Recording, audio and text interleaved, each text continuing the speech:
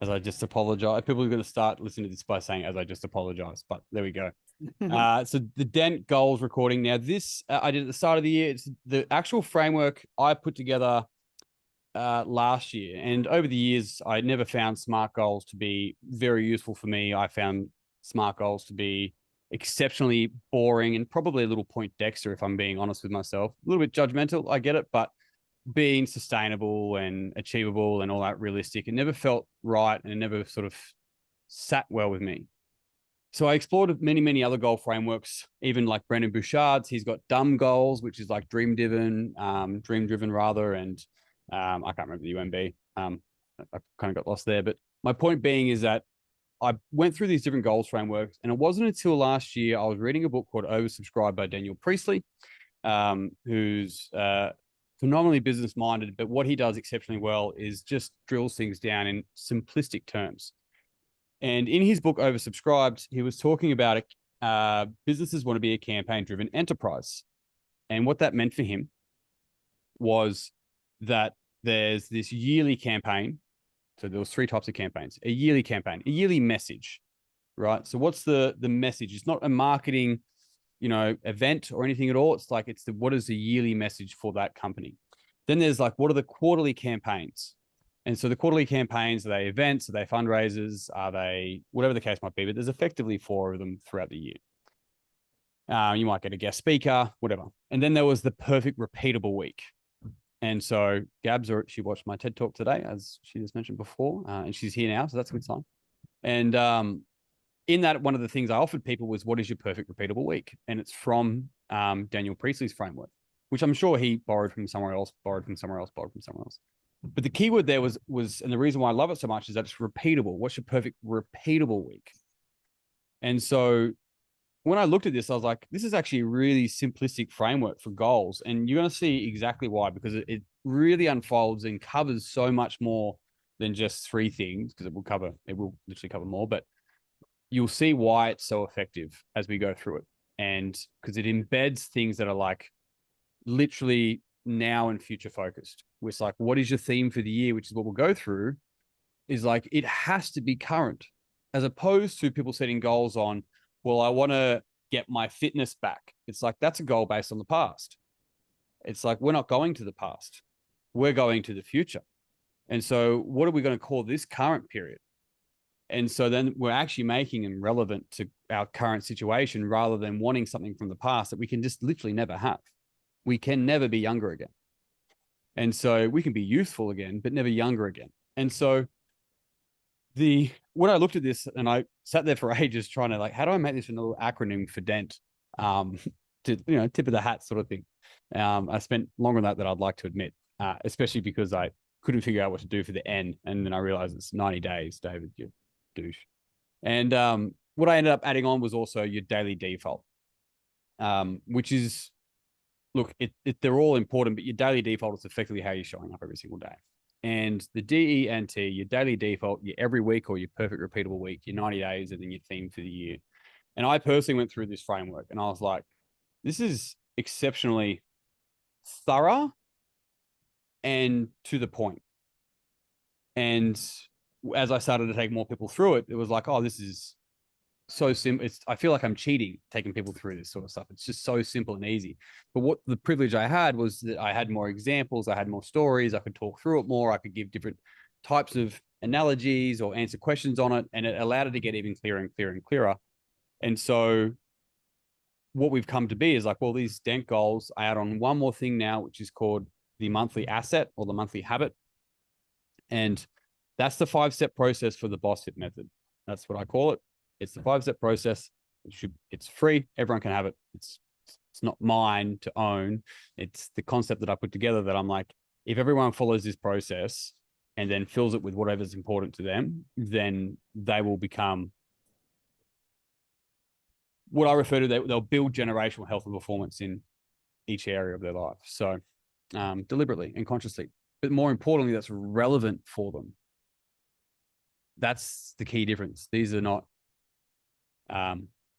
sometimes certain goals are like, okay, now your family, now this and now that. Sure, that's fine. And you can do that, but this is really just allowing us to go, if you were really to achieve one thing for each quarter or for the year, and that either made everything else either redundant or also achieved, then we're sort of really nailing in and getting to the point. You'll start to see some fat kind of fall away. So that's the BOSFIT method. That's the DENT goals that we're going to go through tonight.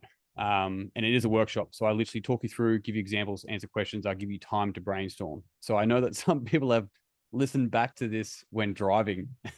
The feedback is like, there's just like 3 minutes of silence. So, but I can, I can beatbox a little bit. I can do a little raps or something. I'm starting to sing to my daughter. So, I can add that sort of stuff in there. Her favorite songs, Keep on Moving by Five. So I think, if you guys are happy with that, I could have that on repeat, dad mode. So the point there being, this is best done PDF. I would suggest printed off. This here there is research that shows writing compared to typing accesses different, not just parts of the brain, because there's actually different movement. Everyone's typing is almost identical. Everyone's writing is literally a signature. And so there's a kinesthetic loaded memory that's associated with writing. And commonly there's been research that shows there's different brainwave activity when writing as well, which can be associated with memory, compared to typing. So those are the things that I encourage for sure. So same with things like our immersions, we hand out diaries, all that kind of stuff. We recommend that those things are being used. So that's the plan for tonight. It does take, inverted commas, 90 minutes. I just say that because it just depends on the group that's in there, depends on the stories, the examples, the analogies. But at the end of this, you will have an outline for the year done. I want you to think of it, though, that this is your first draft. And I want you, because I'm going to ruin it now, there's no finish line. Like, you should achieve the checkpoints and the goals and that, but it's not like, I've completed the goal setting of eternity forever and always. It doesn't occur. It's a skill to develop continually. And so that's why this workshop now I run every single week, for the reason being that even people within my programs, I encourage them to jump on once a month. And especially things like the BOSFIT 30, it's a free 30-day program, which is about building the habits and assets. But yeah, for the reason being is that they can review it and get better and better. And the simple and last example I'll give you of this, you have two, I don't know, let's call them Karens. You have two Karens, right? And we have one Karen that, might know their goals. They know their goals, right? Yeah, I could write them down. I know them. And then you've got another Karen that just goes, okay, I'll follow the framework and I'll do that 12 times in a year. Now, over the space of 5 years, that's 60 reviews compared to 0. The person there just gets so much clearer around what's really important. Because have you ever written down a goal and then you didn't achieve it, but the reality is it just wasn't actually that important to you? Yeah. Like, yeah. What about a goal in this area? Okay, well, I suppose I probably could get a helicopter or something. Like, like that'd be good, a surf boat with heaps of models. I don't know. The point there being is that it is common to just write goals down for the fluff of it. This is the opposite of that. It's writing it down to go, what's important here. So cool. Good. Absolutely. Yep. Yep. That's what we're going to go through. Those of you that aren't familiar with my face or my voice, my name's Dave. You can call me that or not, doesn't bother me. And my background is I started working in the fitness industry, and Karen was there not long after I started, funnily enough. Long time ago. Yeah, I started back in 2004, and I was very fortunate. I did get a chance when I was 15 to start working in the industry. I started training people at 16. And I didn't know at the time, but same with my business now, I got put in a position where it was a fast learning environment. And the reason being is because it wasn't one-on-one training. It was, you constantly had between 5 to 10 people that you were working with. I was working with. You ladies probably weren't working with them. And the similar sort of environment here. So the benefit of that is that I've worked pretty closely with approximately 10,000 people, which has meant I've had a lot of conversations. There's a lot of other work that I've done from there, from breath work to developmental coaching, published a book called Mining Yourself, which you can see back there. And then also, as mentioned before, presented on TEDx stage last year, among other things. So the reason why I share all that is I want people to think in this 90 minutes, you're not spending 90 minutes, you're getting an opportunity to pull whatever you can out of me with 20 years experience of working through this type of stuff. And I encourage you, I'm not pretending to know the answers at the point, but I'll ask as many good questions as I possibly can. Because I think the answers that people usually look for are not in me, but in the person that's asking them. So other than that, there's a couple of things that I'll mention, like there's a couple of programs I run immersions, things of that nature.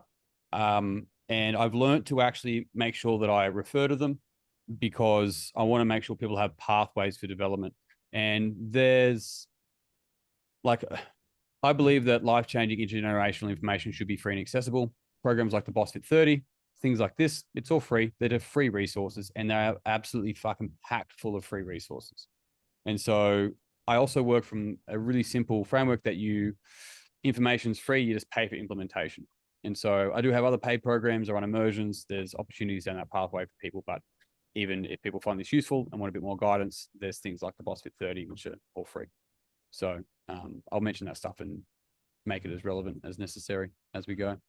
Other than that, for you ladies, if you have a question, you're welcome to literally just raise. It's just us three here now, so you can literally just raise your hand, ask it, and then I'll either of course, answer it as necessary. I'll go, great question. I'm going to cover that in the next part.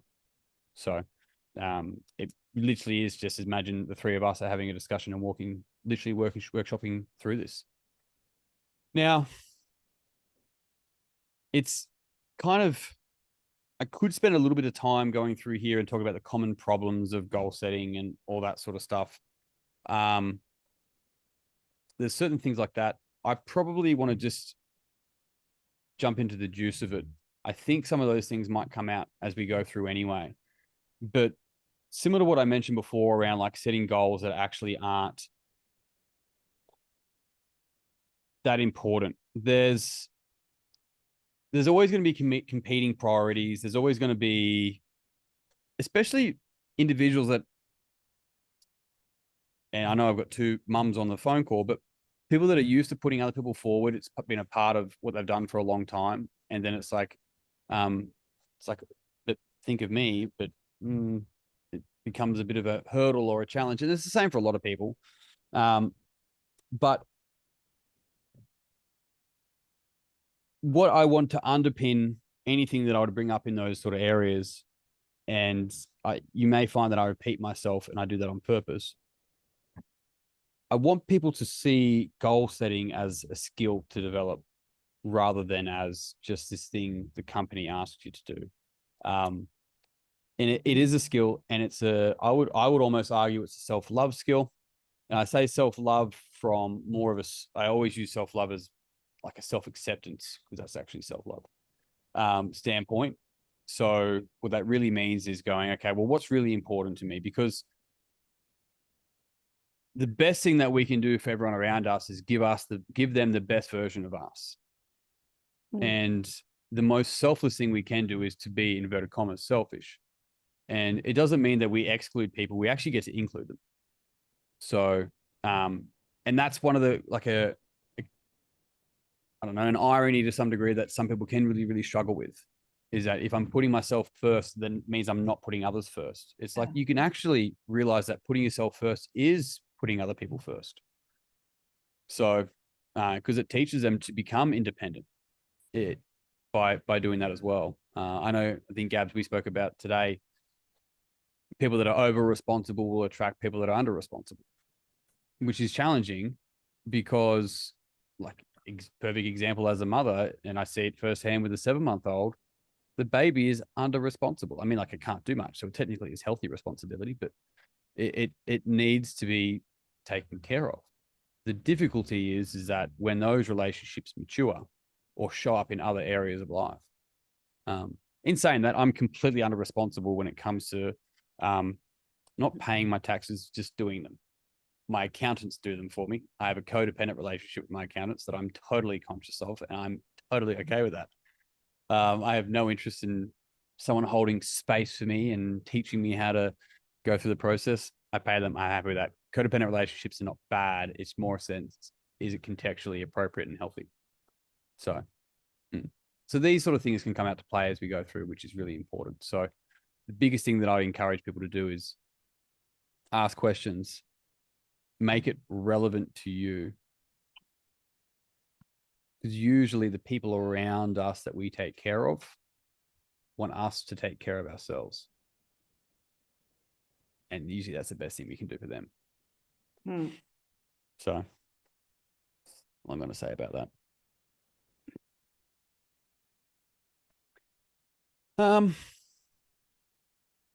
Actually, this is probably a bit of framing that I like for this.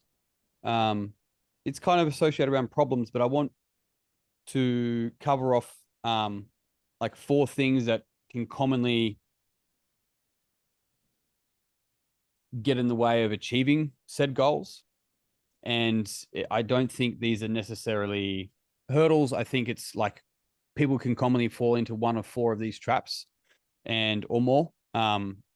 And when we can highlight what it is, we get to name it and we get to go, I'm doing that thing again. And that's how we start to change potentially a behavior. But those things are usually someone doesn't have enough meaning. So what that means is that there's not enough motivation away, we call it, or motivation towards. So not enough meaning in the sense of, motivation away, motivation towards is a push and a pull. And then the other ones is they don't have the right support and community. And so they have these goals, they want to make some change, but then and that's why all these goals and the BSFT 30 and the other programs are all in place, because it gives people an actual genuine community that's going down a similar path, but they don't have the right support and community. And then the next 2, which are interesting because they're contradictory of each other, is they either don't do what they plan or they don't plan what they do. So good old winging it. I was guilty for at least a decade as an adult, for sure. Right. So what's really interesting here as well with those 4 things is that not enough meaning is like a self-individual thing. The support and community is a collective thing.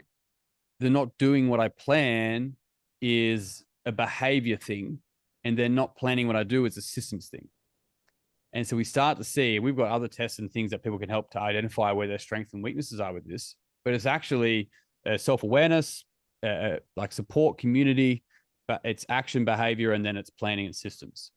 And so commonly people are going to have a strength and, in inverted commas, weakness or a blind spot with those. And that's usually what gets in the way of them actually.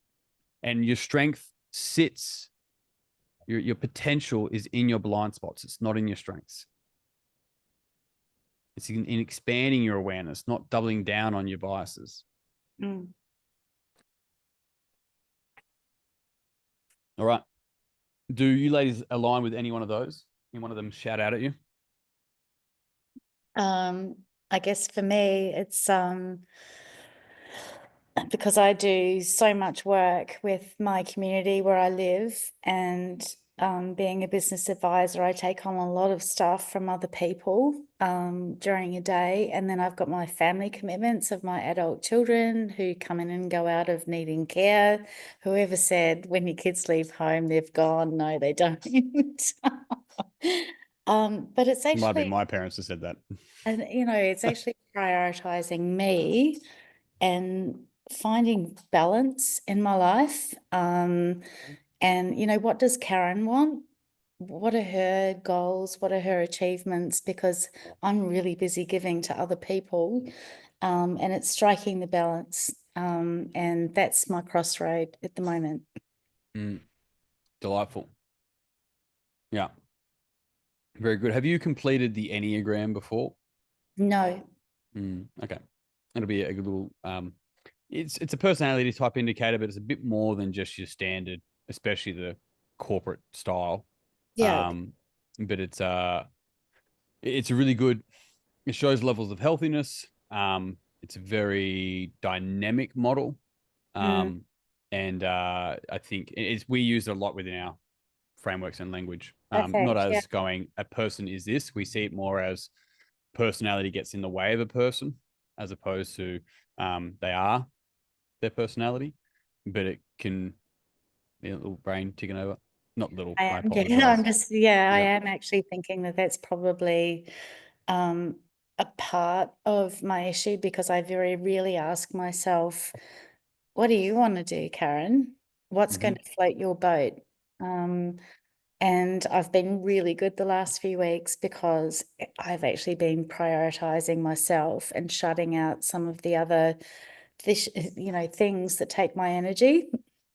So do I have your permission to offer you some feedback in that? Yeah. Even in sharing, by the way, I'm in support of the exact comment you just made about you going, hang on a sec, what do I want to do? Right. Mhm. That's the bedrock.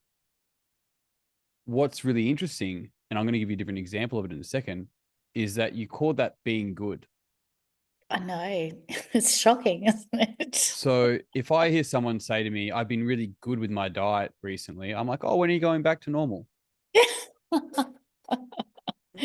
Yes. So your daily default is going to be crucial as we go through this. Mm. Because usually people that are saying good, it's such a beautiful example. I'm so glad you shared it.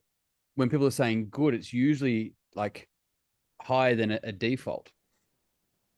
So Mm. that's, I think the Enneagram is going to help and just give you some frameworks. Because what we're looking at here is, and what I do in so much of my work is grounding subjectivity as best we can. And so we use that with patterns of thinking. So they're actually called meta programs or cognitive intentions, but we just call them thinking patterns or filters. Yep. We do it with levels of perspectives, first, second, third, and fourth. And we can see that within language. We do that with the Enneagram, all these types of frameworks, and seeing how they overlap, and then going, how can we start to see that? What are we listening for? What are we not hearing? And then being able to really highlight all these other areas. And so profound stuff. And I think that's a really important note, that this thing that's important for you starts to become the norm. Yeah, because I think if my people, my family, my community, my clients actually see that Karen's she's doing what she needs to do, I think that that's kind of leading the way, rather than looking after their problems. So I've been known as the fixer. I bet. And it's not a Gabs good is thing to smiling. it's not a good thing to be. It costs you a lot of your life. And And it, depending on the context, and I'm sharing this not just with you, I'm sharing it for everyone that's going to watch it back, it can keep people weak. correct. Yeah. And that's not to say you are whatsoever.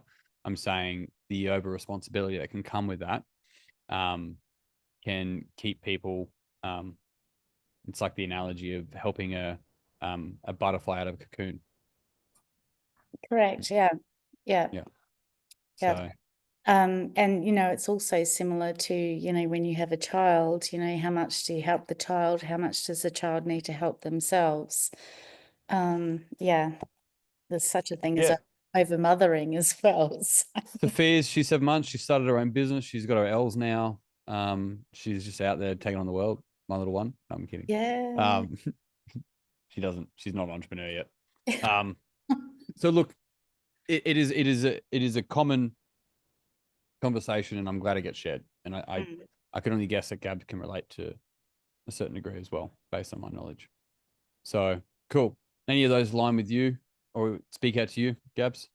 One of those Yeah, four? a couple did. I'm definitely someone who's done a lot of winging it as well. Yeah. And I think I've probably grabbed a hold of that because it's worked, but Yep. it's only worked to a certain degree, right? So Yep. now it's about kind of breaking that, but also I really want to explore that meaning, and that's something that I've kind of been touching on in the last year or two. That sense of self, and yeah, similar to a lot of the stuff you were saying, Karen, about working out what it is here, in here and in here, as opposed to looking outward. So It's like giving out. but not actually focusing on here and, you know, building myself with resilience. I'm a resilient person because of my life, but I still need to be resilient. I still need to, you know, look after myself and make sure I've got time to do everything I need to do. But, you know, for me, my giving is actually part of my personality. So it's a catch-22. Like even hearing you say that, I want to reach out to you and help you. That's just me. It's like, Dave might have something to say about that, the new thank personality you. comment. I've just declared. Don't let me tell you otherwise. So very good. Yeah. Look, a personality in its rigidity is useful until it's not. So, the path home, we're sort of gone off. I'm going off a little bit with this, but I'll just refer to Gab's point and point before. The path home is not by adding more, it's by getting in the way of what allows us to show up. And our personality is that. This personality is created by structures of frames of reference around the world, usually through 8 areas: self, others, world, time, meaning, intention, power, all that sort of stuff. And that's the thing that gets in the way of us actually just being here. So a key thing to that is when we look at someone going, I have a goal to be more present. It's like, well, you can't. You can't be more present. Present is just occurring. What's getting in the way of you being present? People can't be more present, right? I plan on being more air. It doesn't make any sense. But what is getting in the way of someone being present? And so it's in that, right? It's in removing the rocks from the river, not adding more water. And so that's where a lot of the work is. But sometimes, especially with a Western society, which looks at, add the skills, go do more, add more, do more. It's like, okay, well, there must be more out there that I need to do in order to be better here, or some bullshit like that. Where in reality, it's learning to let go of these frames and values that usually have a hold of us. And so there's ways to do that. It takes time and all that kind of stuff, but it's usually a good viewpoint with a coffee in the morning. Now, I'm going to offer you 4 principles. I'm going to have a think about this. This is the kind of thing that I'm big on principles, but I'm big on principles, processes, protocols, all of that sort of stuff. But when we think about a principle, it's like if I was to take this principle like a frame of reference, a value, and wear it and approach it with my goals today, what would be useful? Excuse me. And those principles are this one, which I love. It's called start simple, finish strong. And so as you go through today, it literally is start simple, finish strong. In the gym early days, when I started to train coaches to coach, it was like start basic and build, not complex and cut. In this regard, it's start simple, finish strong. Otherwise, people start strong and finish, well, maybe they don't finish, but it starts simple, finish strong. And that's literally how we build compound interest for ourselves over time. The next thing is progress over perfection. Perfectionists die with their dreams.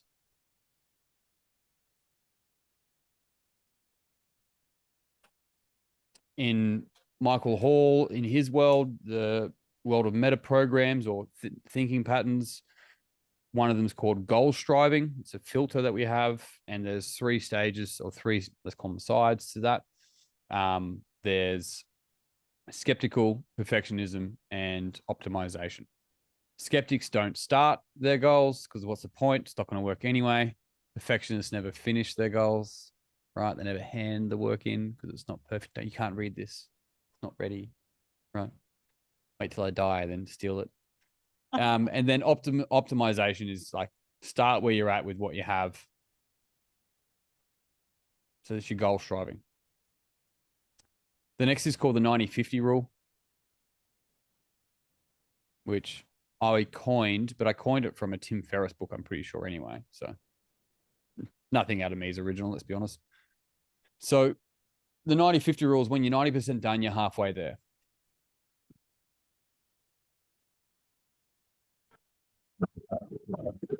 That last 10%, when you're 90% done, you're halfway there. Finish strong. And then the last one here is mind and matter. It's not mind over matter or, start action and everything else follows. That's usually talking to biases. It's mind and matter. And that's what the whole plan around this goal framework is, because everything that I've shared so far is embedded into this goal framework. That's where the magic is. Cool.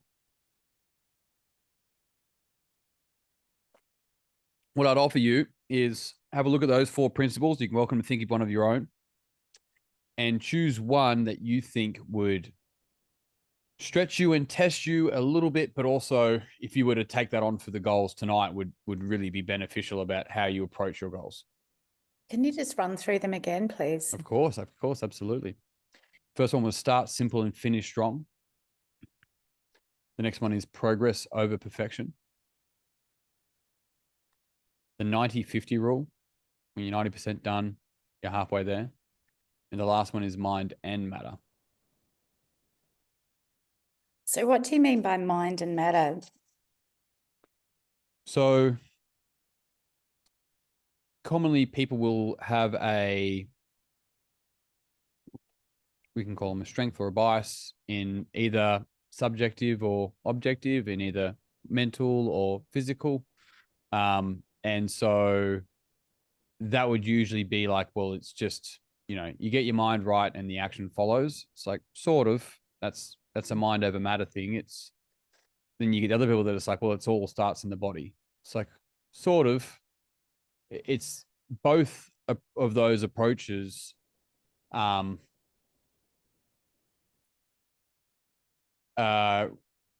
reductionism.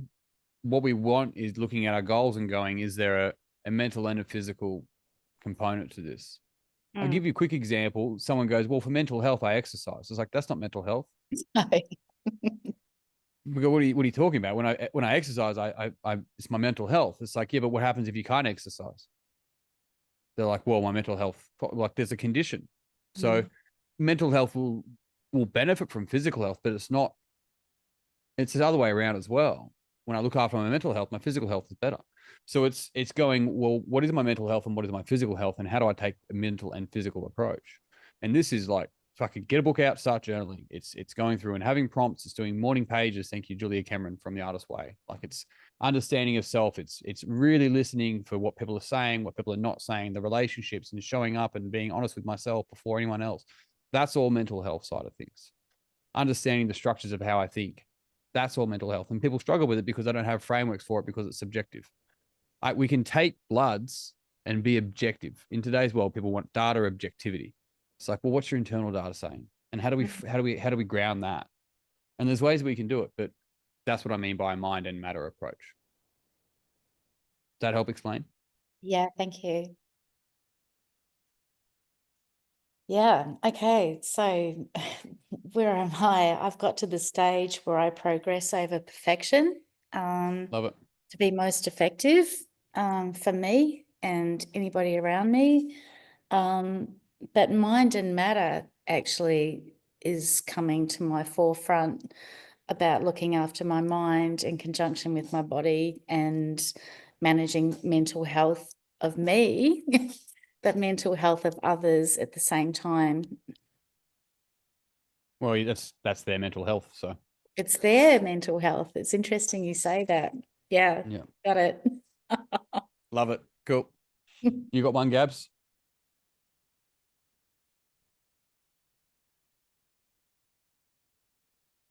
Oh, she's on mute.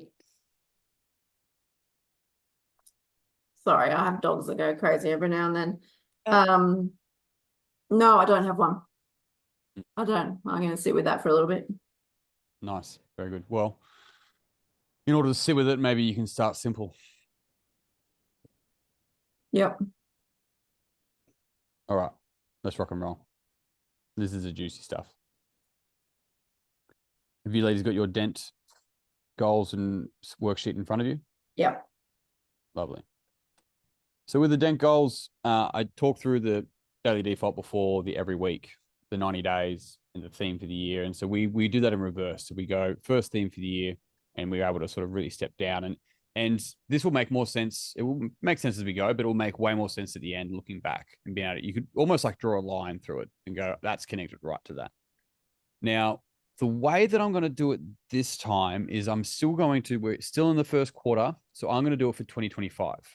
What that means is that when we go through the quarterly campaigns, the 90 days, we're going to go 31st of December, then we're going to go end of September, end of June, and then end of March. And so the first quarter's only got about 5 weeks left, as an example. But it still allows us to go, where are we going to be at the end of the first quarter? And so what's important when we go through this framework is that we go, well, what's the quarters we're working with and from? And so people could try and do seasons, for example, right at the end of summer. If they wanted to do seasonal ones, that's fine. If their birthday was at a certain time and they wanted it off that, that's fine. I work with quarters of the year because it allows us to go, if you were to give 2025 a chapter, what would it be called? That's the main reason being. And also because I own a business and I pay BAS. So it helps me with BAS.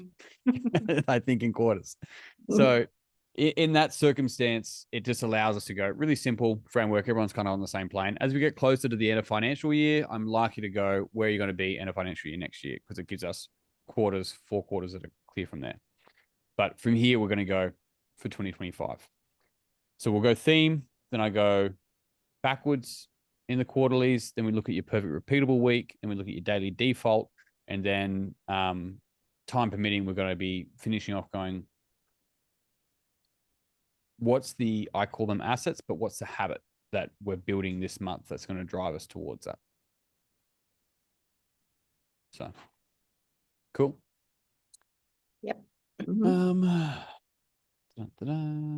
All right. Now on your page, it should be page 3, I believe. There's 2 boxes. There's a brainstorm and a theme. Yep. And you can use those sheets. I actually use whiteboards because I much prefer to do it on whiteboards, and then I transfer it onto the final DENT. I point to here, it's on the wall. DENT goals, one sheet where you have D, E, and T. I just transfer them to there after I do it on the whiteboard. But it's up to you. Some people do it in their book. However you want to do it, it's up to you. But we're going to start with your theme for the year. And so with your theme for the year, we're going to look ahead and go, where do you want to be in? It's going to be approximate 12 months time, but it's going to be the 31st of December. And I'm going to use a pretty consistent analogy with this part, and it'll be consistent as we go through the quarterly campaigns as well. But I say, sitting in your rocking chair, I want you to make your version of this. If you're sitting on a rocking chair on your back porch with your coffee, December 31st, if that's your thing. Some people are walking on the beach with their dog, December 31st, because that's their spot. It doesn't matter where it is. But if you're sitting on your chair, going for a walk, you have your place, wherever it is, and you look back on the last year,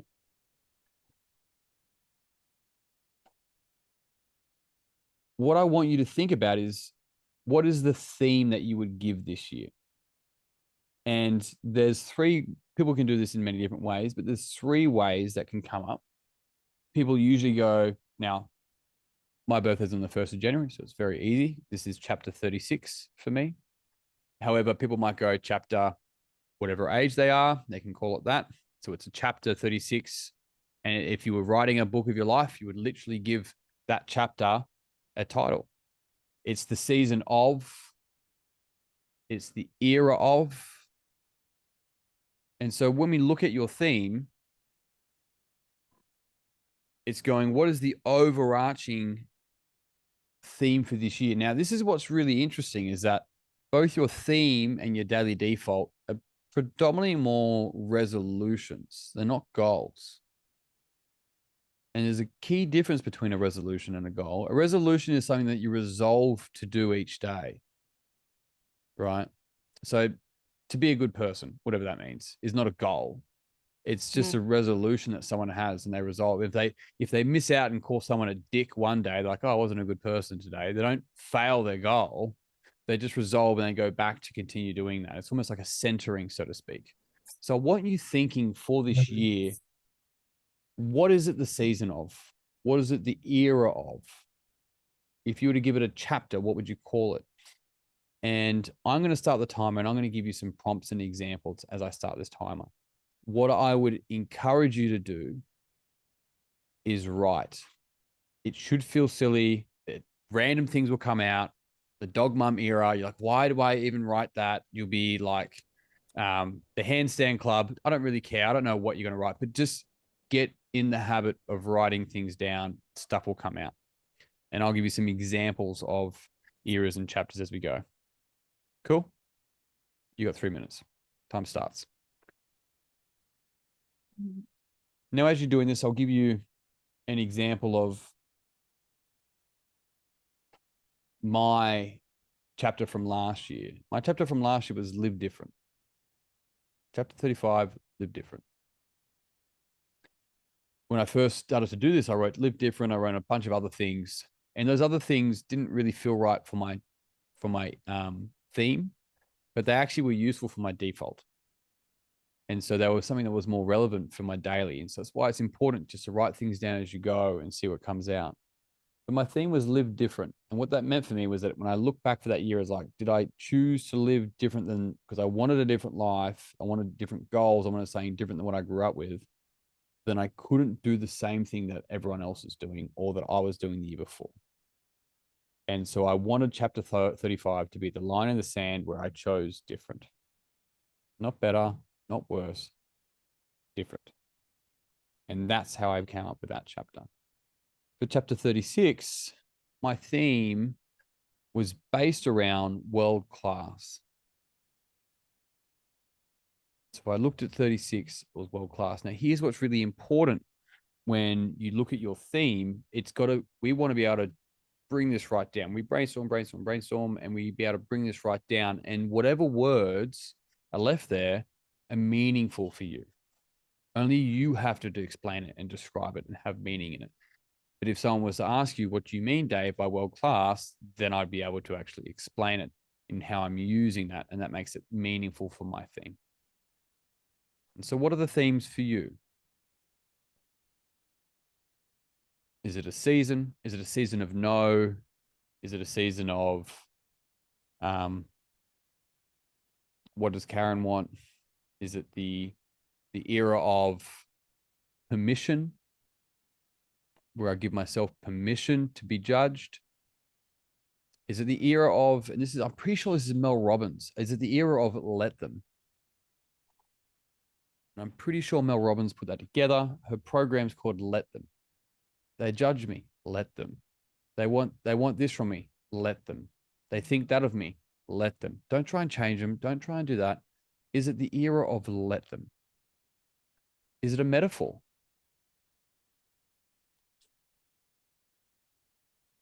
Is it the rebirth? You got another 30 seconds.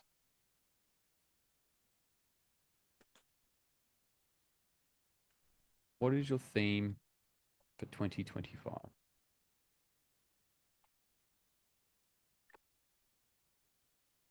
15 seconds.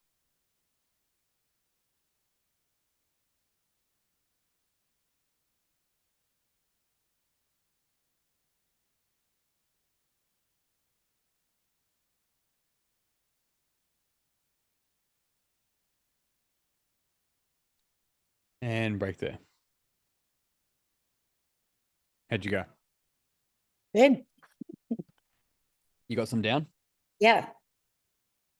Now look at what you wrote down there. What word or two words, and sometimes it might be two different things that come together. Is there one there that speaks out to you or reaches out to you more than other ones? Yeah. Season of me. Season of me. Change to achieve balance. Okay. Yeah.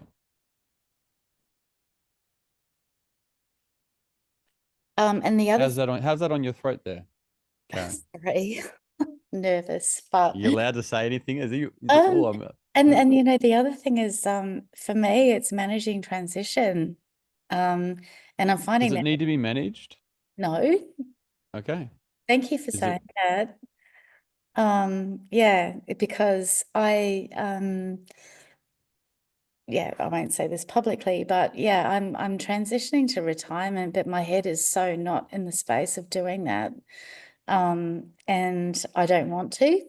I could, but I don't want to. But it's about finding balance with doing the other things that I want to put in to my days, my months, my year, my seasons. And I find it a challenge because every time I try and do that, I have issues somewhere that distract me from focusing on those things.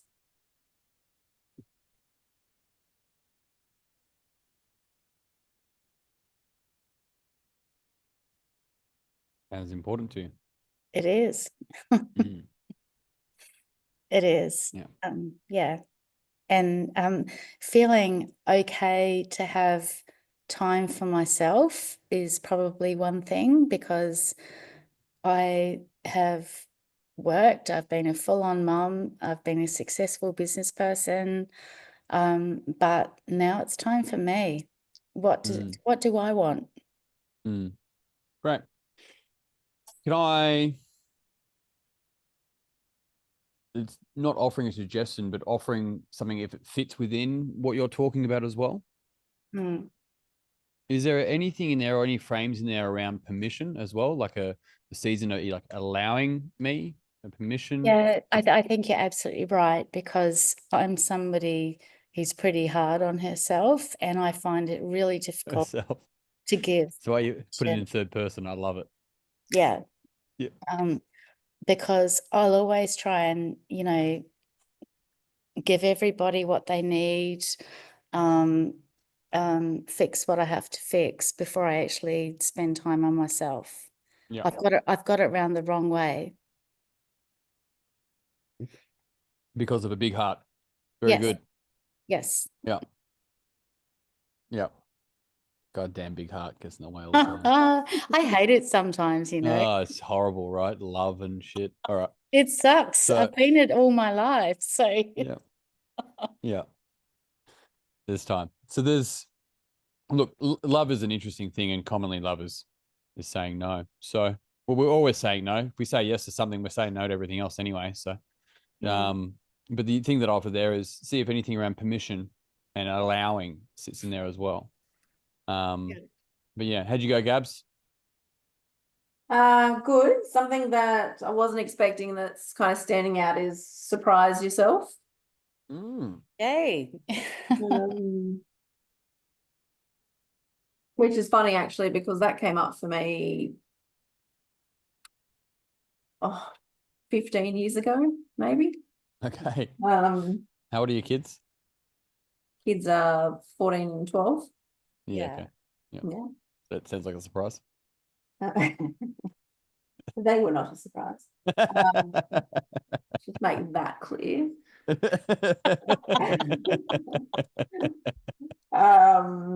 Yeah, and then other than that, you said let them, but for me it's more let it. Okay. So it's, yeah, that's something that I've been playing with a little bit lately. So, you know, if it's hard, just let it be hard. Oh Don't yeah. kind of, Love it. you know, become Yeah. victim to it Do or it hard. anything. Yeah, if it's Yeah. overwhelming, tired. let it be overwhelming. Yeah. You know, feel the feels, do it anyway, that kind of stuff. Yeah. Yeah. Yeah. Or let me. So a little bit of similarity to you, Karen, in that I have in the past spent so much time doing the whole who am I? Or, you know, people ask you, who are you? What are you all about? And the time that you can waste on that. Whereas I actually know who I am. I just haven't given myself permission to be that person. Love it. Unapologetically.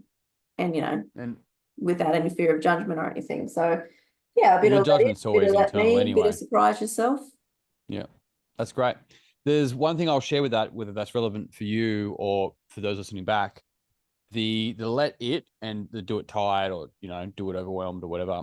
There's a really perfect word that can go with that for someone, and that can be so. It's like I'm tired. So, and once Wow. again, it's how they pack meaning into that word. I feel Doesn't so mean, guilty when I say the word so. yeah. It doesn't feel comfortable for me. So what? Yeah. Weird sounds making all this meaning in our life, hey? So, but it's in that sort of how we pack meaning into it. Semantics is a beautiful association, but the so is, and I still catch it with myself because I'm far more comfortable sitting and writing draft poetry than I am in going and drilling up I don't know, something. Like can't even say what I'm drilling, can I?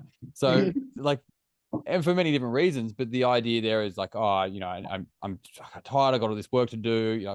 I work in a gym. It's just like, so just go train.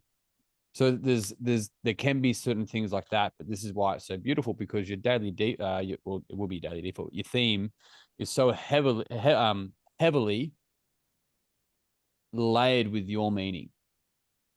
So two people could even have the same theme and it not mean the same thing. And so what's crucial is that, and what's a big part of this, and I do workshops with like corporates on this sort of stuff, is that we spend so much time bringing it right down, and they'll have one or two words and they'll be like, yeah, that. And but it's not that. That is, you're looking at the tree that's just got all these deep ass roots. But everyone sees the tree. So great. Are you ladies happy? Do you have something there that you can circle and remember, this is our draft, inverted commas. Yep. Great. Cool. Okay. Shall we? Mhm. So we are going to fast forward now. We're doing that 12 months thing. So we're going to go to the end of December again. This time though, we're going to look at like 31st of December. I mentioned before, I'm sitting on my back porch. I've got my little coffee. Bub's playing in the grass that has absolutely, of course, zero snakes. And, the dogs are running around. Wife's happy. We're in our property. For me, I actually literally wrote breakout year in business. Like I want you ladies sitting in your version of that. I want you sitting on, whether you're on your chair or maybe you've bought a convertible Mustang and you've got your hair in the, I don't care where it is. I don't care if you're walking your dog. I just want you to take a moment on that day in the future. And I want you to think about and feel, what does your life ideally look like? Who are the people around you? Where are you? So when you imagine sitting in that, what does it feel like? What's changed? What stayed the same? And what we're going to do in a moment is we're going to do a brainstorm again on all of the things there. I'm going to press start on your 3 minutes. And so this is a little bit more objective. You might say there's X amount in your bank account.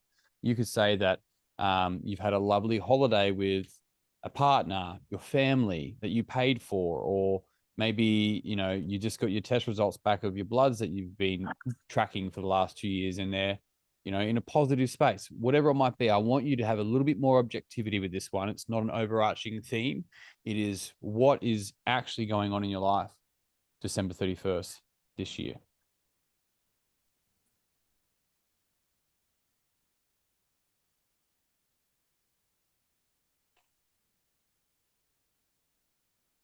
Been a successful year for you.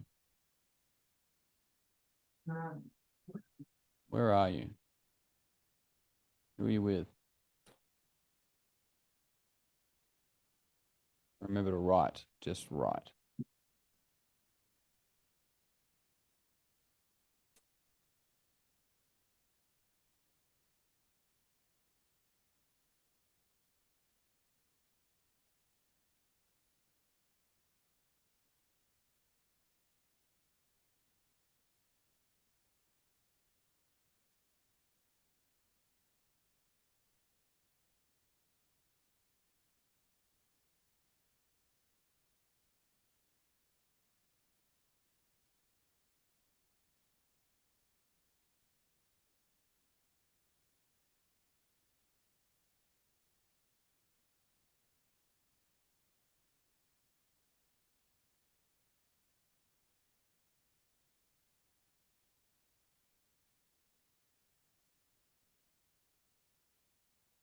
Got another minute.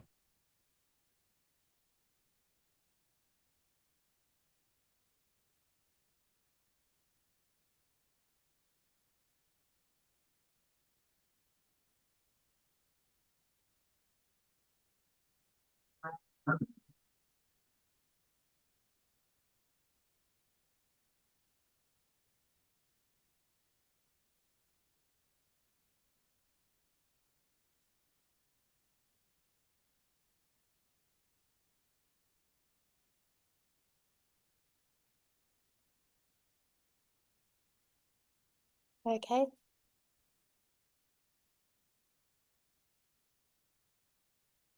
30 seconds, team.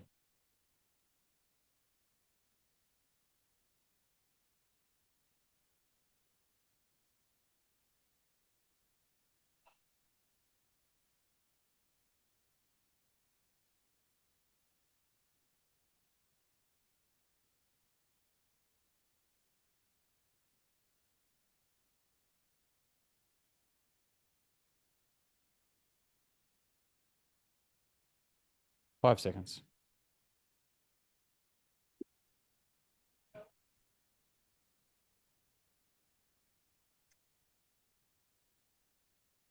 Okay, how we go? Good. Just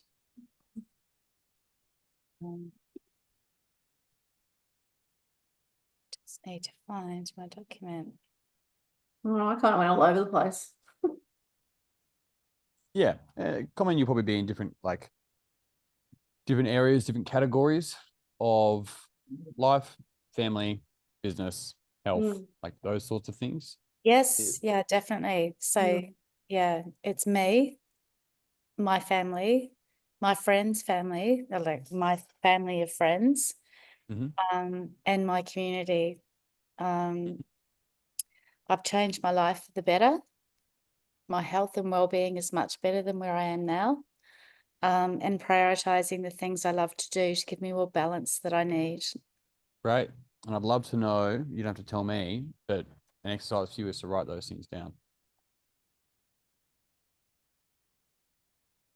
So, doing the things that you love for balance, the first thing you can do for the things that you love for balance is to write down the things that you need to do for that. And so that way it can come into I'm playing tennis weekly that I absolutely love. Yeah. And so the power of this now is that we're actually communicating in a way that we are already owning it. We are already in it. And it's not meant to be like some sort of magic. If you say it a particular way, it means that you'll manifest it. It just means that there's a different energy when it's like, I'm sitting on my porch with a coffee with my family on the property that I like. That all has a different energy to going, we'll buy a house and family's happy and things like that. And so the better you can go and be a little bit more detailed with these sorts of things, and written in first person, ace. Can't wait to get selfies on What do 23rd I of 1st. say when I can't fix my family? That you're okay with it. I am okay with it. Yeah.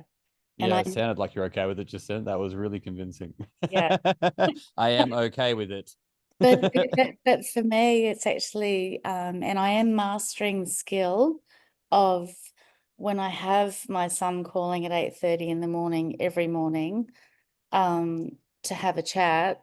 And that's my waking hour where I have my coffee, and that's where I'm most creative with my work. Yeah. I'm having to allow for that, and I have to. But this morning I actually said, look, James, I'm just having coffee and chewing the fat before my day. Is there anything specific that we need to talk about? And maybe you can call me later in the day when I've got more, I shouldn't say attention span, but like that first 2 hours of my day is really important to me. Yeah. Mm. Yeah.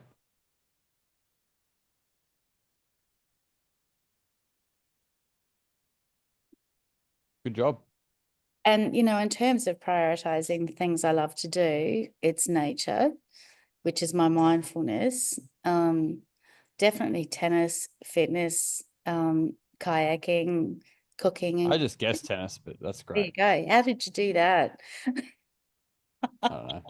Vibes, isn't that what the young kids call it? Yeah, I think so. So yeah. So it's just getting a little bit, and this is once again feedback for everyone, right? So as I do this, I know that people listen back to this and get value from it in different ways, but it's also the more that you can just be a little bit more detailed and imagine it, you're in it, written as such.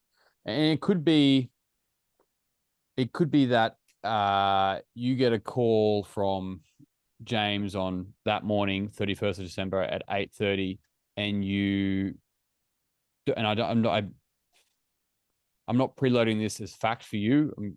My example is always general in nature, but you don't have a reaction of what's going to be wrong. Right. And So you know what I've been doing is that, you know, he comes up with the things that are wrong, and then I ask him what are the things that are right. yeah. Mhm. What are the things that are good? Because I'm trying to transition that negative to a positive. And I guess that's typical me of being a fix-it Polly. Yeah. Just be careful being negative to negativity.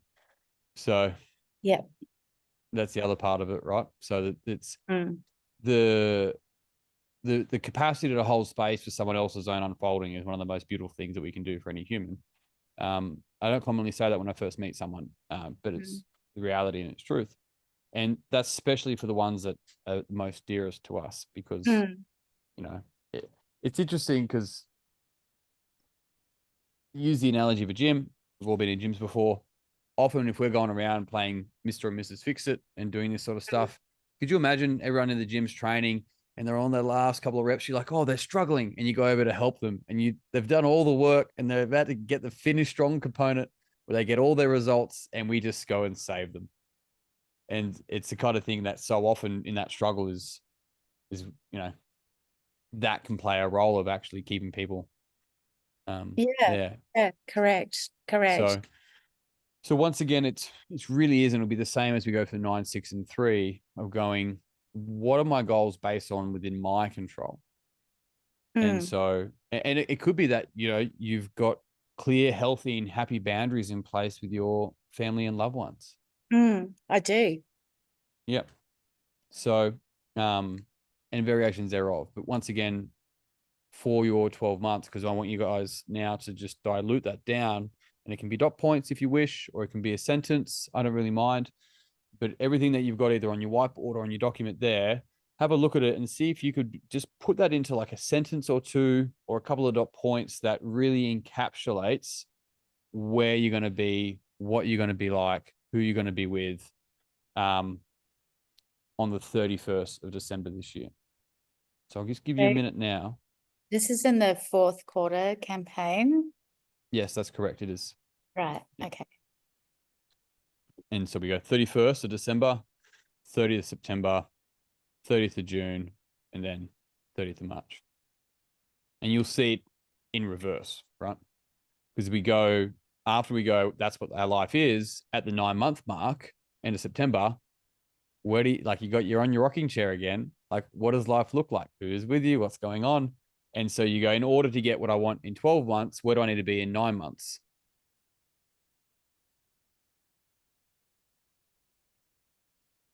So you got another 30 seconds.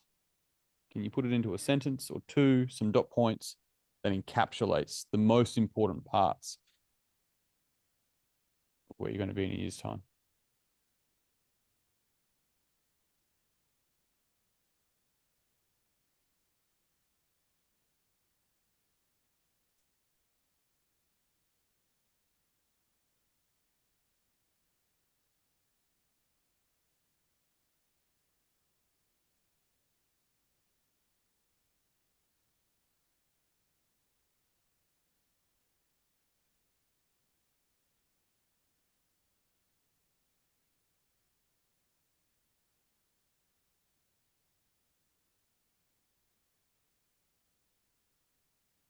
Five seconds.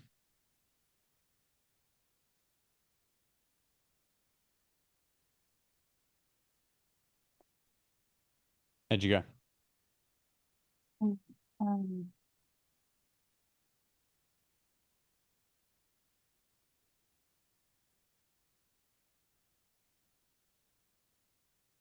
Are you comfortable with Okay. that sentence? Yep. Dot points.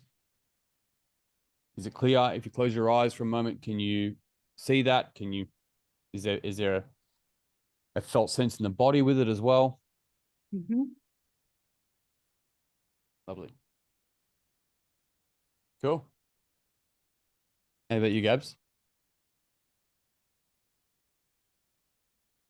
Um, yeah, I'm sitting in a beautiful, really outdoor venue with my kids and my new partner, who I'm going to meet this year. How beautiful. I'm wearing a dress, and Okay. I'm just adding that in because I don't wear dresses. Well, you do, Um, apparently. Okay, I said, apparently you do. I'm going to on the 31st of December because I'm going to be celebrating a new business with an ambassador in every major city in Australia. The end of breast cancer treatment, Whoa. September this year. A successful breast cancer fundraising event that I'm going to run in September. A trip to Vietnam. And a couple of fitness ones on there too. A few things. Mm. But I can And so picture for you, yeah, great. For you, what I want you to do, and it'll be outside of this, and it'll probably actually be like keep rocking up to a few more of the DENT goals over the coming months anyway, is being able to really drill that down. Because what we end up doing with all of these is going, now that you look at that, now I just want to flag it's 8:23. We've still got a fair bit to go through. So if you ladies are happy to, we're going to keep rocking and rolling. But when you look at that, you go, is there anything there that is either if I was to achieve one thing, that would either make everything else redundant, or it would mean that I achieved everything else. And so it's a way that we can kind of like chunk up a little bit, right? And so that's where it becomes, you know, sitting there in my dress with at the healthiest I've been, yada yada. I'm trying to think of a way to remember both what you shared and then put it into a sentence, but you position it in a way where it's like, what are the most important things, and how do I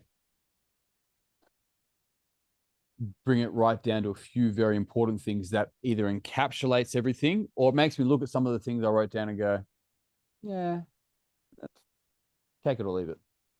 So like the dress. I like the dress. Yeah. Great. Take it or leave the dress. No, the dress is staying. Fantastic. All right, great.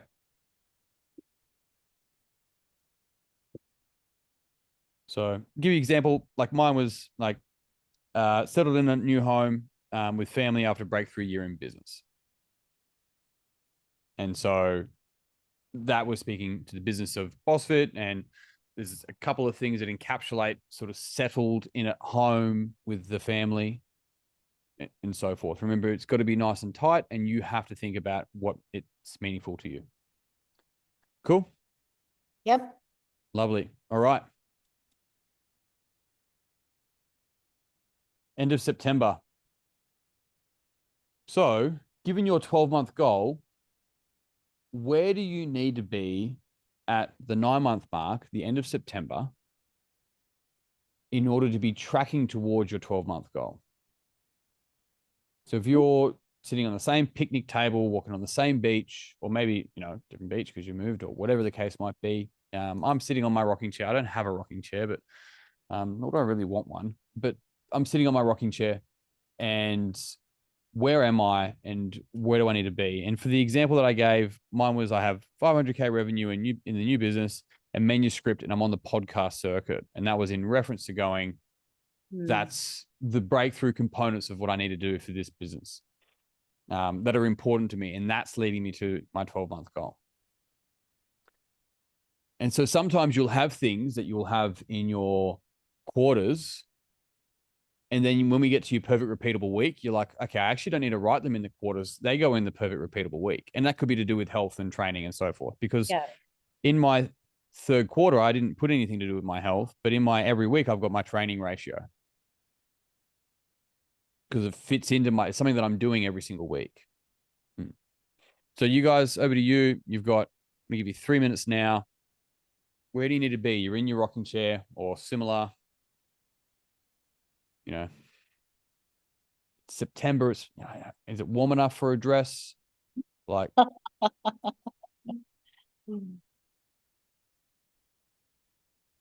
what's changed? What's happened internally, externally?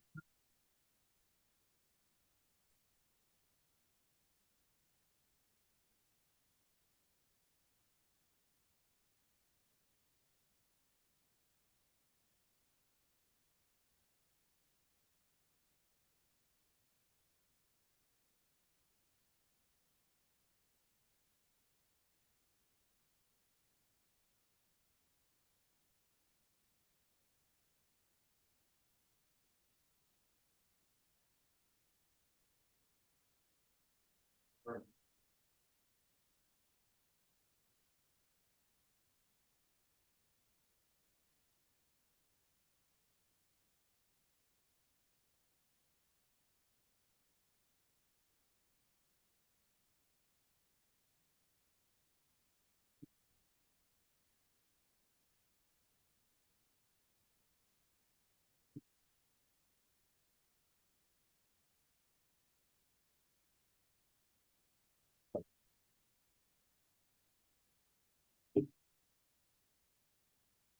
20 seconds.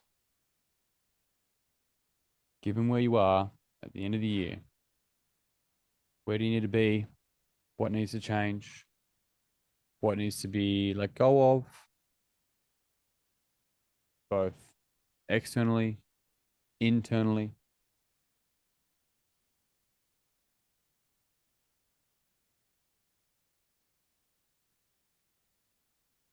One more minute.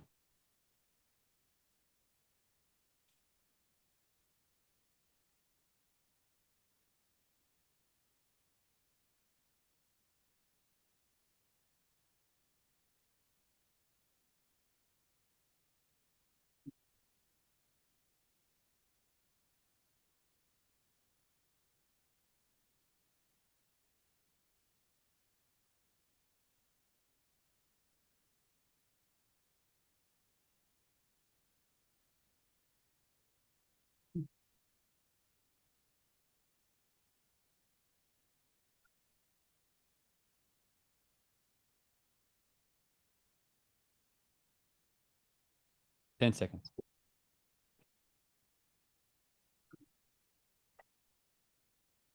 So there's something here, and I didn't actually mention it at the 12-month mark, and I probably should have. And it's called a misogi. It's a Japanese word for misogi. Have you ladies heard of it before? No. So what's your big, scary fuck off thing that you're doing this year, right? That's what it is. I don't know if the Japanese use the word fuck off in there or not. It's just what allows me to think of it as being something a bit more scary. Yep. The 12-month goal should kind of encapsulate that for you. People can do it as in like, well, I'm going to climb Mount Everest, or my misogi was literally this year was buy a 4+ acre property. That was, if I did that this year, that is absolutely driving me to where I want to go long term. But it's also, I've never owned a property before. So to go buy a 4-acre property is a massive project in many ways, right? Especially where we want to buy. And so what I want you thinking as you go through this is that what is your misogi? And it means that all of your stuff's going towards this. And maybe your misogi is achieved halfway through the year, but you'll probably find that you're living it afterwards. And so that's the kind of thing that is sort of underpinned through this process as well.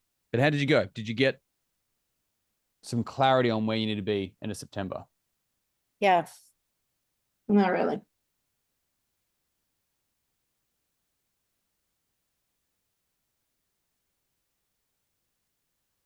No, I found that really hard. Great. And so what was challenging for you with getting clarity for September compared to December? Because everything I pretty much wrote for December is kind of already being done by September. Okay, so So I'm getting the same stuff. Oh, okay. So everything that Yeah. you want done in December is done before when is it completed? You just coasting Yeah. for like 6 months? Completed by the end of September. Hey. So I think I got December wrong. and possibly what you might find there's also this thing where we achieve something and we grow into it, right? And so even though there might be some certain checkpoints in September that maybe you put in December, it's a perfect opportunity to review and be like, well, given that, if that's actually where I need to be come September, where's that taking me? What am I driving towards? Because if there's certain dates, like you mentioned around the it's a chemo or the last treatment, cancer treatment, like if they're in September, then that's in September. So that means in December, if you wanted to include that, then it's like, what does your health and lifestyle look like then? Mm. It just means probably a review of that Mm. more than anything, and a review from a place of possibility. Gabs, new territory, I know. So that's all with me. But it's just like when we get to the end, you'll see you'll be able to draw a line straight through it. Be like, yep, that's makes complete sense. Mm.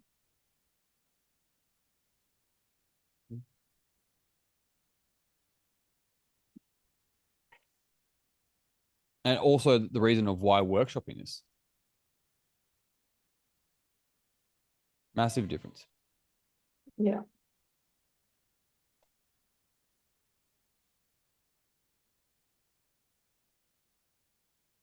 Cool. Shall we? Mm. Yeah. Lovely.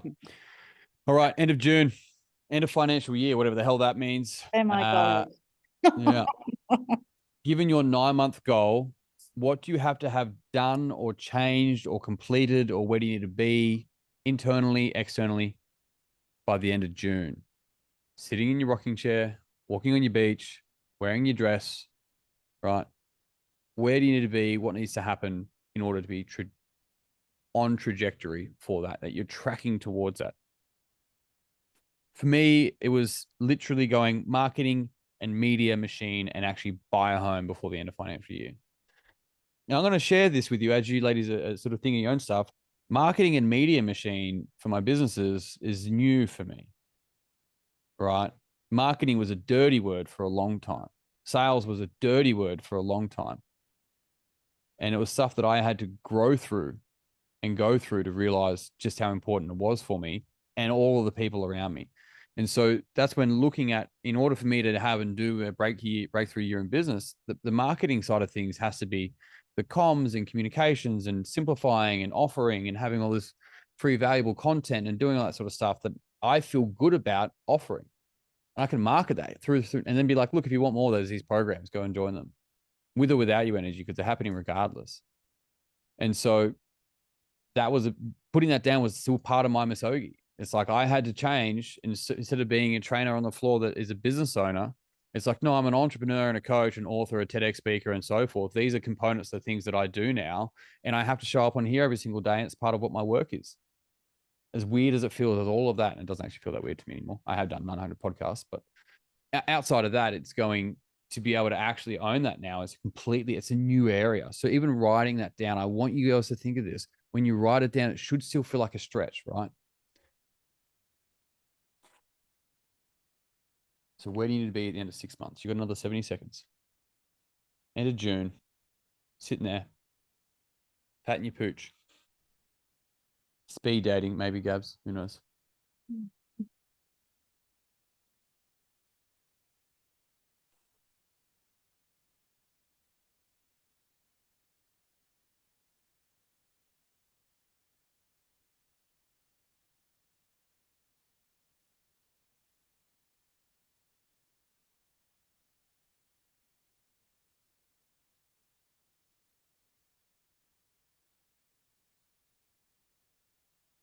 30 seconds.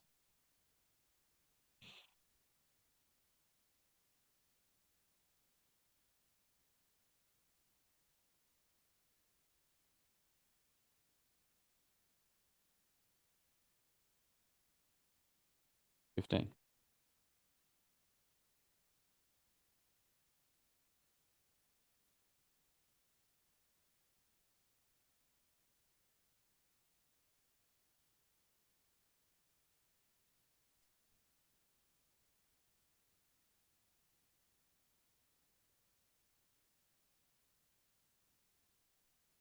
And coming back. How'd you go? Did you get some clarity in the financial year? Do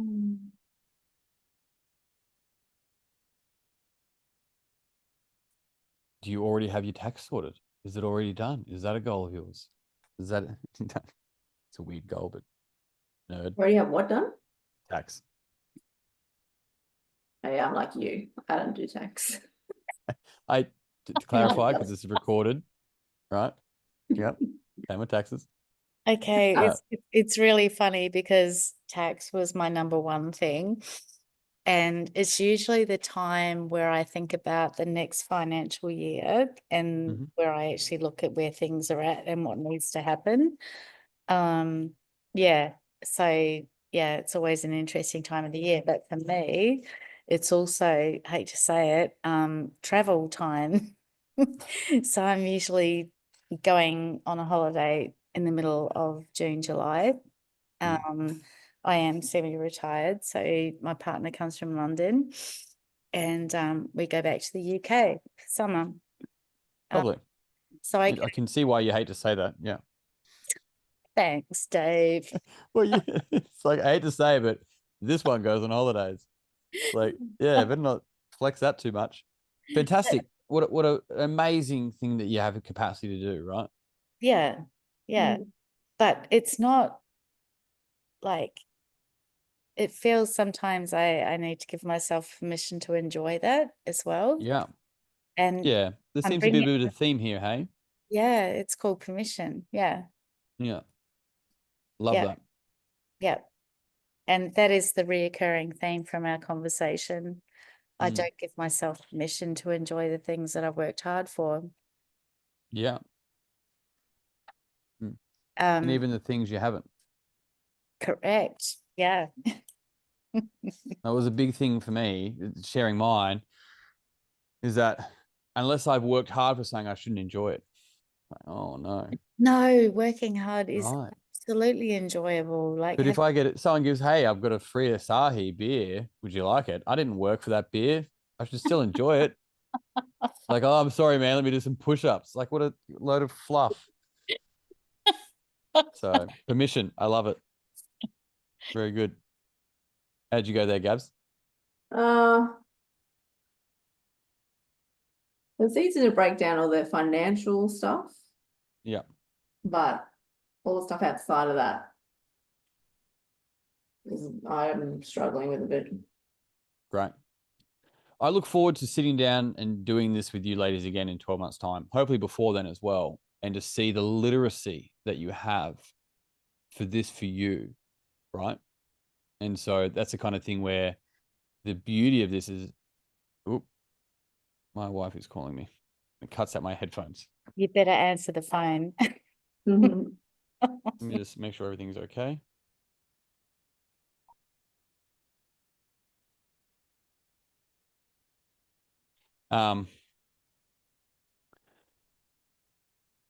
So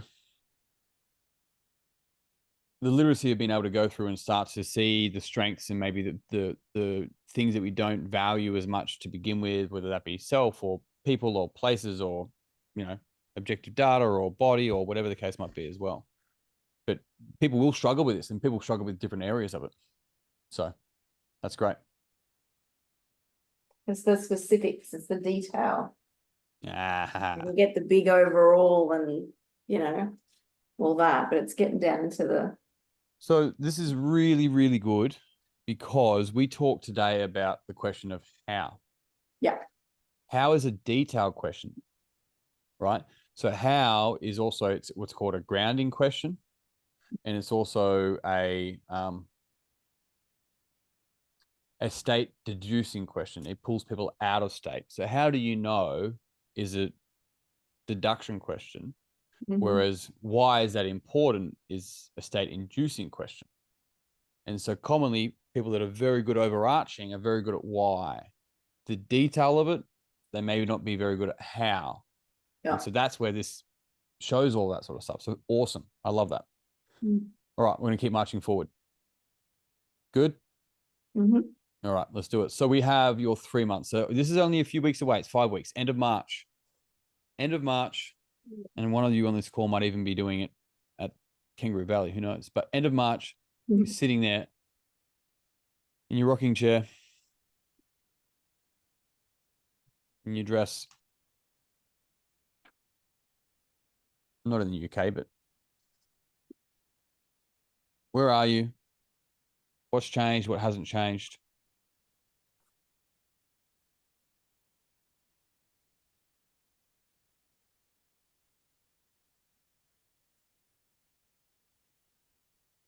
Given where you need to be at the end of June, where do you need to be between now? And it's pretty close. This is only 5 weeks away. It's not too far away. Where do you need to be at the end of March?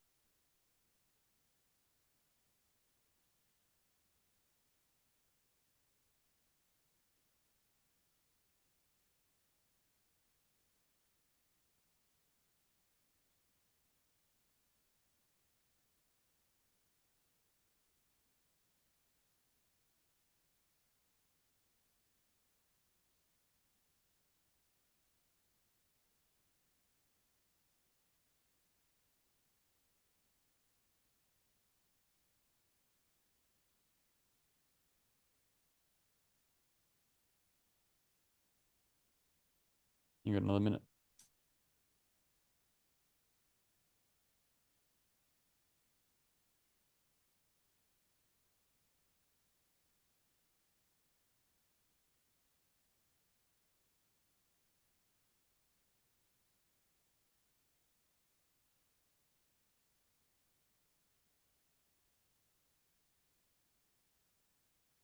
What small changes? This is what needs to be, we need to remember with this as well, because sometimes it's easy to see big changes 12 months down the road, but hard to define what are the small subtle changes, right? And it's this whole like either a plane or a golf ball is the analogy. If a plane takes off in a slight tiny degree to the left, I don't really know the measurements, it lands in a completely different city. And so it's the same with a golf ball down a fairway. If it's just hit slight millimeters a different way, it ends up in a completely different, but the first meter is very similar. And so between now and the end of March, it's kind of like the first couple of meters of that golf ball. So it's only subtle. Important though, but subtle. How'd you go? Yeah, good. My partner Jules always talks to me about, where's your diary? And I'm somebody that has my diary in my head. But I do understand his logic, because I'm not getting to the things that I need to do to actually improve my happiness of home, if that makes sense.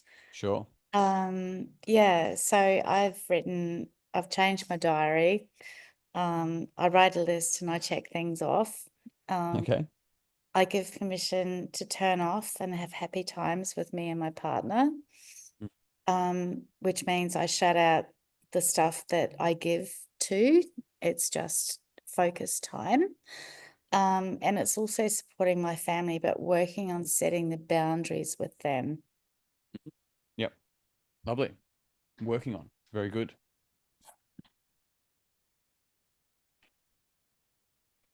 Yeah. The only thing I'd offer you with that, and this once again, all my offers when I say that or do that is more of a thing to consider rather than a thing to do. Yeah, sure. Yeah. And that is looking at any particular longing language, right? A longing language is trying, working on, and depending, working on can be a bit gray, but attempting, been wanting to, I would really like to. It's all longing. Oh, I get it. Yeah, it's the word. Yeah. It's the, yeah, exactly. And so But if it's that can, actually taking out the working on, but setting boundaries with them. yeah, a constant practice of setting healthy boundaries. Yeah. So whereas a practice is actually an action. Correct. You do it. Yeah. And it's also commonly seen as there's frame in practice or play. So my daily default last year was play hard. And it was this idea of like, I'm gonna go at this thing. I'm gonna bring curiosity, this playfulness, this youthfulness to whatever I'm doing, but I'm also fucking getting it after it hard. And so Yeah. play hard was a really powerful daily default for me, because when I Right. found myself getting too serious, or like, you know, I was like, oh, I'm not sure how it's going to work. I'm like, no, just like Sit take back. that, play hard, which give it a Yeah. hard play, Yeah. right? But there's that element to it as well. So yeah, so it's inherent within the language will tell us so much about the person's inner reality, and Yeah. where we have longing language, we can start to see what we're really longing for and start to change that language for what we have. Great. Cool. How'd you go, Gabs? Mm, Delightful. still going. I Very like good. what I really like the whiteboard, by the way. Oh, it's crucial. Couldn't run a business without it. Excellent. All right, ladies. So we've got two more we're going to pump through. Not going to rush. We're just going to pump through. What we're going to finish with is, what is your perfect repeatable week? Now, this is where we kind of grab it all and put it together and go, what are the 3 to 5 things that I need to get done? You can do more if you wanted to, but remember, we're starting simple, finishing strong. Especially when we know that these are things that we can review time and time again. But what are the 3 to 5 things that if you did every week would drive you in the direction of what you've written down over your quarters? And so I'm going to press start in just a moment, and we're going to brainstorm. I say we, it's going to be you. I'm not going to write anything down. I'm going to talk though. And starting now, and in this brainstorm, I want you thinking about, if you were to achieve what you want at your first quarter, second, third, fourth quarter, what are the daily practices? What are the daily habits that you would, or sorry, weekly things? It can be daily, or it could be bi-weekly, every twice a week, or whatever the case might be. But what are the things that you would need to tick off each week that would allow you to know that you're on trajectory to achieving those goals? And so that can look like, I'll give you the example for mine. I put a training ratio. I know that a part of my brand more than anything now is actually making sure that I'm also literally being boss fit, that I'm a healthy, active version of what I talk to, and not for the sense of just being an image of fitness, but making it relevant for me. And so there's this healthy rejuvenation of prioritizing my training again. And so I have a training ratio there, and ratio is based around how many training sessions of physical output compared to recovery sessions. Yeah. And so if I was to do that each week with that, then I'm like, yeah, if I'm doing 4 strength sessions and conditioning sessions and 2 recovery sessions, I'm absolutely going to be going in that trajectory.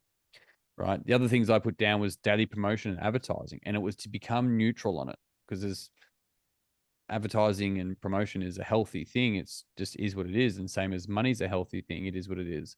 And it was this thing of like, how do I do that in a way that's authentic and genuine about things that really are amazing products that I've spent my career and life building? And so it was these things that I started to go, okay, if I just do that, I start to become comfortable with that all over again. Weekly strategy meeting, producing, curated content that was deliberate, not just for the sake of it, and looking for opportunities for conversations every single day. Wow. And so if I was to look at that and go, okay, if I kept that training ratio, if I had just a daily promotion, and that is promoting conversations, ideas, simply by saying, by the way, I run free trainings on this if you want to join it. That's a promotion. I'm promoting it. But it's a phenomenal concept. It's simple and exceptionally useful. So those things, as well as weekly strategy meetings that I have with my team, producing curated content, not just content for sake, and then looking for opportunity for conversations every single day. If I was to do all that, would it just jump in there? I'm so Yeah. sorry, but I've just noticed my partner. Can you see that screen, the bottom right? No, Oh, it's just me then. I'm so sorry. that's okay.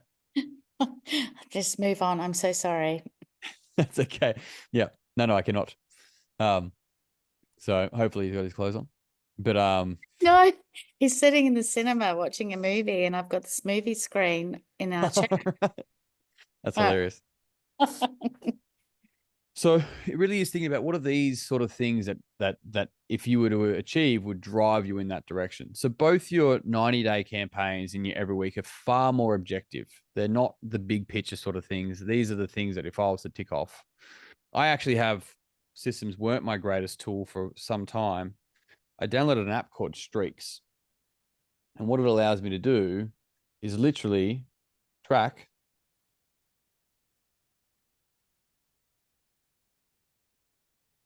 I put my morning pages, my deep work, and my daily movement, and I get to track them every day of like, okay, how am I actually doing that? What does that actually mean? It's not letting me show the whole thing here. I don't know how.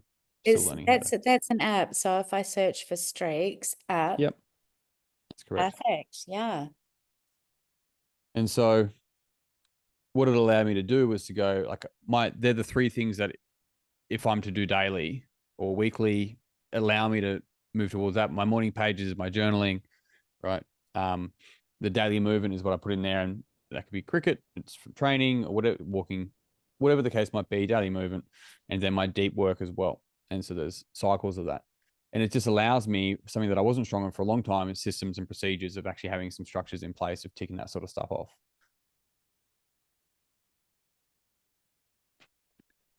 And morning pages is a great exercise for you, by the way.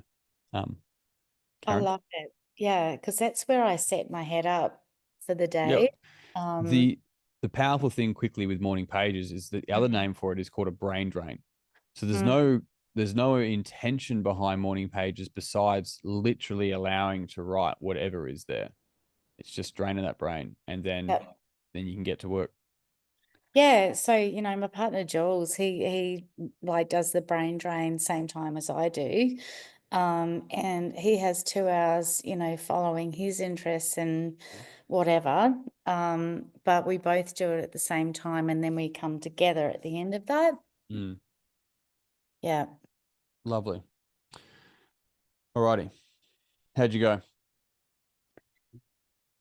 Did you get your perfect repeatable week actionables? Okay. Gab, did you want to go first, or you're right? I've got a bit of noise about to happen in the background. That's okay. We've got 5 minutes left anyway. The repeatable week, is that what we're talking about? Yep. Yeah, I got a few things out, like get social. Ooh. Good help. Along the same lines, business, daily content, promotion, advertisement. Cook food is another one. Beautiful. I don't cook food. It would have a significant impact on my health if I cooked food. Okay. Yep. Yeah, got a few. Lovely. Very good.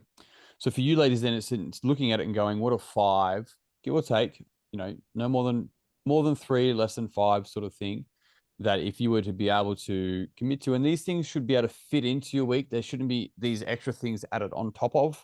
Whenever we look at this sort of stuff, it's like, well, I could do a swap. That's fine. But really it's like, how do I actually have this already? Where do I kind of like already fit it in? As opposed to going, I have to add all these things into my week. It's a really important, crucial component that we don't just go, okay, I'm going to add 5 brand new things into my week or my day. It sets us up for failure. So making sure before we move on to the last one, what are the 3 to 5 things? Start simple. Remember, you got 30 seconds. Write them down.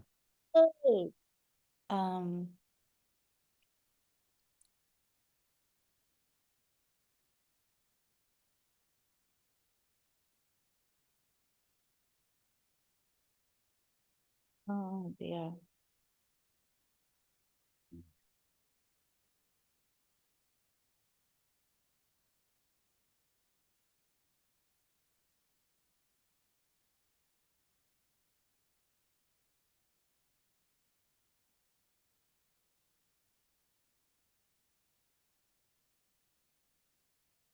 I gave you an extra 30 seconds.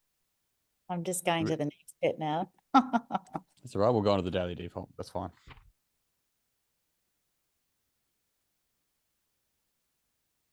We won't do the assets this week, but here's what I encourage. The BossFit 30 program, the free program, It's people can start it whenever they want, but it basically starts on the first of every single month, which is actually this Saturday. And the BOSFIT 30 program is designed around going, well, what's the asset that I'm building this month? It's designed in a way we go, and we call them assets because we see these health assets of what build into generational health and performance. And so there's some frameworks in that as well. And I run a Q&A on Monday nights for it, and for the community. And then once again, people can jump back on these Wednesday night calls and refresh as they need to. But that would be the thing I'd recommend as far as the assets are concerned. You also, when you sign up for the BOSFIT 30, you get the BOSFIT 30 playbook, which has a journal in it. It has a nutrition component. It's got nutrition resources. It's got breathwork videos. It has 30 daily mindset podcasts. It's got functional training programming. It's got a bunch of nutrition resources. There's 3 pre-recorded. I'm going to re-record them this year, but there's 3 pre-recorded masterclasses on move, mind, and mouth. So body, mind, and food. So there's a bucket load of free resources in all of that. It's better than majority of people's paid program. And so you get access to all of that in it as well. So that would be what I'd recommend for the assets. But we're going to spend time on the daily default now, and then we'll finish up. Is that cool with you, ladies? Yeah, sure. So your daily default is like really, really important because and Gabs, it's similar to the theme in a way where it's kind of overarching, but rather than for the year, it's overarching for your day. And people can look at this as like a daily do. What do I need to do every single day? And I think that's beneficial, but you can kind of get that in your perfect repeatable week. It's like in my perfect repeatable week, I need to do this 7 times. So I need to do this daily in my perfect repeatable week. They're the do's. The daily default is similar to what I spoke before about play hard. It's actually called a genius state. And what a genius state really is going, what is the most resourceful like state, what I call it, that I would show up that would allow me to be the type of person that goes in the trajectory of what I've written down already. And so the first time I did this, when I wrote down my theme, play hard came out in my theme, and it just didn't feel right for the year, play hard. But when I got to the daily default, I'm like, it's how I want to show up each day. So I want to show up like that each day. And what was interesting is that this time round, when I did it, I'm a father now, it was a bit different. And it was a lot more to do with this concept of king, which is from a book called King, Warrior, Magician, Lover, which is just a healthy masculine approach, especially from a father and leadership perspective. But what I learned when I went through this was that I'm like, actually, I'm missing action on it. So it changed again to high action, low drag. And so each day it's like, for me, I know I need to lean into action. So it's high action, and then I have low drag. And low drag is low procrastination, low for me. And it's low things that are like, what does Stephen Pressfield call it? Resistance. And it feeds back into that concept that Gab we spoke about before around, so slow drag. It's like, oh, I've got that drag. So it's like move into action. And so this daily default is going, how are you, like, I'm going to give you a couple of minutes here. How do you need to show up each day to be the type of person to own everything that you've written down tonight? What are the words that come to mind? You got 3 minutes. Is it openness? Is it a metaphor like an animal? I've known people to write down things like I think one was like a poised tigress. And it was this idea, it was like very capable, but very feminine and very powerful, but at the same time, very protective and all this sort of stuff. And that was this sort of concept for them. But I want you to think for you, how would you need to show up each day if you were to put that on and wear that? I'm going to give you a minute to think.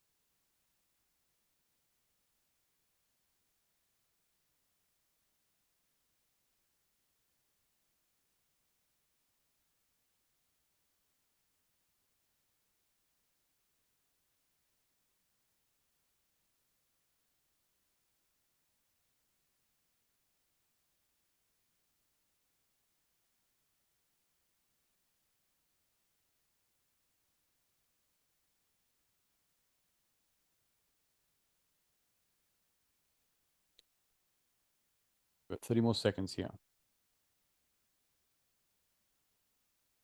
And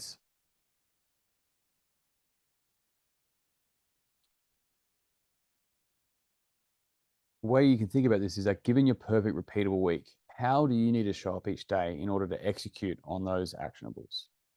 Who do you need to be? Excuse me. What inner resources do you need? Is it compassion, permission, openness, certainty?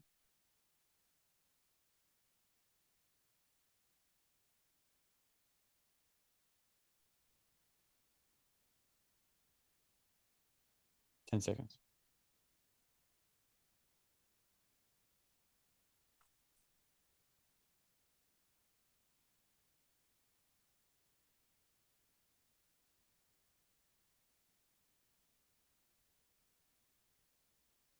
Okay, how'd we go? Yeah, good. Where'd you land on?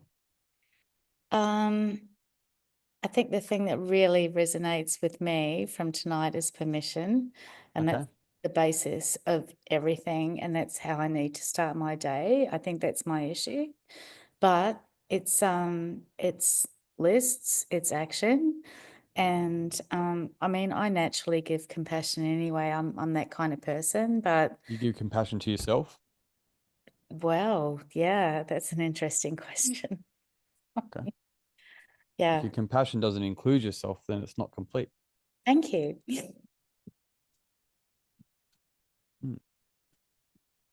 What a beautiful opportunity to give yourself permission for compassion to self as well. Yeah.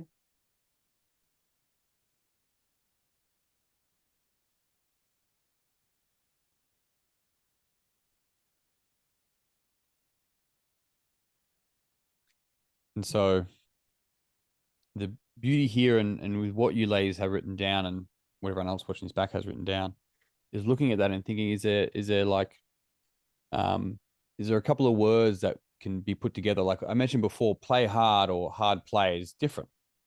So even, for example, like to play with those words with you, Karen, of compassionate permission, right, is different to just permission. Yeah. And so if I show up in a way that's like compassionate permission for action of self, like like what does that actually mean, and something along those lines, or to be able to condense it down into words that is impactful and meaningful and somatic, not just Yeah. semantic, also somatic. How'd you go, Gabs?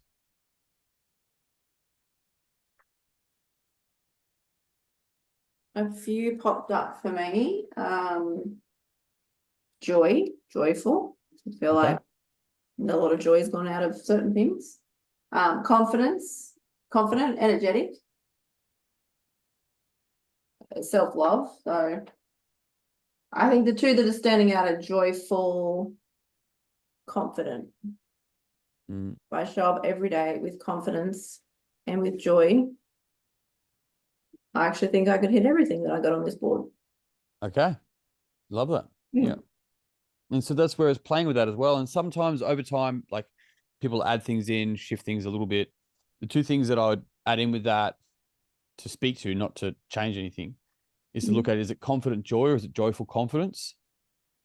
The other thing that's interesting around confidence is so often people, and this is just a broadcast statement, not a direct one at all, is that people confuse confidence with esteem, self-confidence, self-esteem, whereas confidence is directly related with competence. And so confidence is based around skill, not value. And so that's where that component is really important. So there could be something to do with competence for some people as well. And the self-love around the learning of competence. So great. Yeah. I love that. And so quickly for you ladies, before we finish up, I'm sorry I held you back a little bit longer. I want you to look at everything you wrote down there. And if you look at that, if you look at what we're going to do is you're going to go theme to daily and then daily back to theme. If you look at your theme and then you go to your 12-month, your 9-month, your 6-month, your 3-month, your weeklies and your daily. And then if you look at your daily and go back through and go, if I was to show up like that every day and I did those things every week, And would that take me to be there at my quarter? Would I be there at my halfway mark, the 6 months? Would I be there at 9 months? And could I be there at the end of the year? And would that then give me that overarching theme? Is there a line that you can draw through that?